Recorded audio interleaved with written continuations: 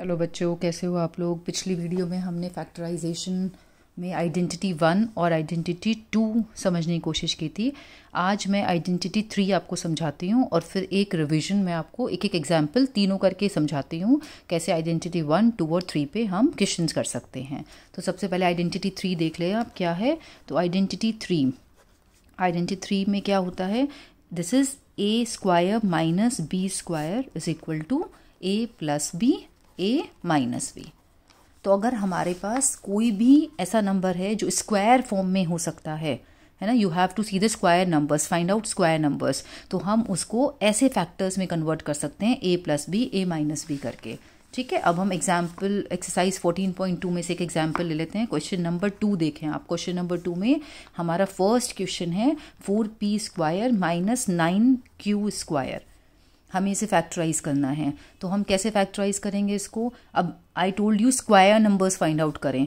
4p square हम कैसे लिख सकते हैं 4p स्क्वायर को। 4p square can be written as 2p into 2p। Is it clear. 2 into 2 4, p into p square. तो it means this is equal to 2p का square. तो I can write down here 2p का square. In the same way 9q square can be written as 3q into 3q. 3 3s are 9, q into q. Exponent power अगर आपने पढ़ा है तो q into q.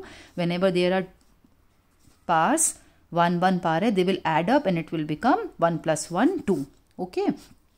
So this will be 9q square. We can write it as 3q का whole square. So write down here 3q का whole square. So now this is our a भी मिल गया हमको और बेटा बी भी मिल गया। तो ए हमारा कितना हो गया, a is 2p and b is 3p। Now put these values here in this identity. आपको कुछ नहीं करना है, कोई जैसा यहाँ ए और बी मिला है उठाकर सीधा यहाँ पुट कर देना है। तो this will B 2p plus 3q and the next one will be 2p minus 3q. A, this is A and this is B. So A plus B, A minus B, and the question is done. You have converted this into two factors. So the question is done. Now if you want, I can take one more example like the next one. Question number 2. This is 63A square minus 112B square. Okay.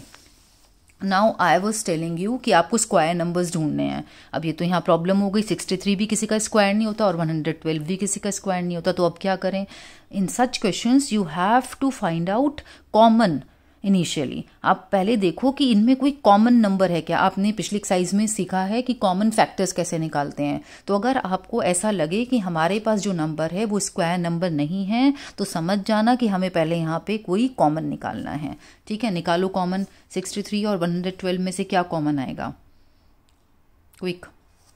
7 ले ले। ठीक है, तो 7 ले लेते हैं common.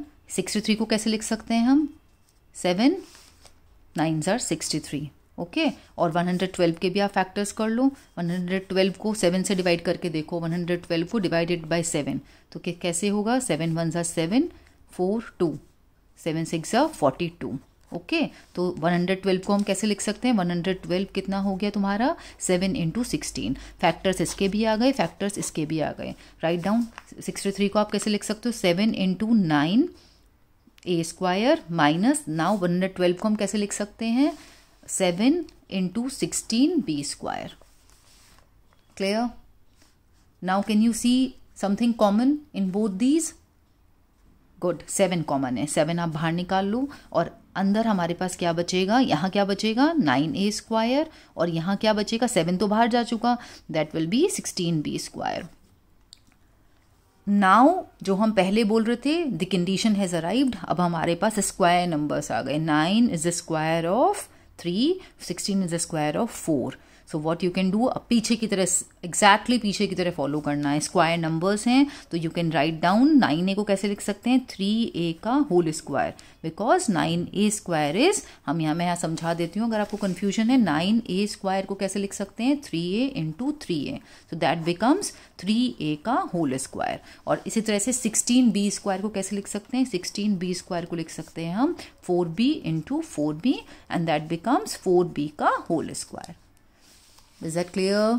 तो अब हम क्या करेंगे, यहाँ पे पुट करेंगे 4b का होल स्क्वायर। ठीक है बच्चा पार्टी, अब क्या करेंगे, कुछ नहीं, बस सीधा सा आइडेंटिटी लगा दो, a plus b a minus b. ये हमारा पूरा a हो गया, 3a अब हमारा a हो गया, 4b अब हमारा b हो गया। तो हमारा जो फॉर्मूला आइडेंटिटी क्या कहती है, a plus b a minus b. 7 को एज इट इज रखो, बाहर छोड़ दो, and this will be 3a plus 4b and 3a minus 4b। एक बार आपने माइनस कर दिया, एक बार प्लस कर दिया, and that gives your answer. खत्म। So this is identity 3। मैंने आपको 2 क्वेश्चन समझा दिए हैं। अगर ध्यान बस आपको ये रखना है कि अगर आपको स्क्वायर नंबर्स नहीं दिख रहे हैं तो कॉमन निकाल लो और फिर स्क्वायर नंबर्स मिल जाएंगे उसके बाद, और फिर सीधा सीधा आइडेंटिटी लगा के आपको कर देना है। ठीक है, अब 1-2 क्वेश्चंस और ले लें जो आपको दोनों फर्स्ट और सेकंड आइडेंटिटी का भी रिवीजन करा दें। जैसे कि ये वाला 5th वाला पार्ट लेते हैं हम। 5th वाले पार्ट में you can see l plus m का whole square minus l minus m का होल स्क्वायर।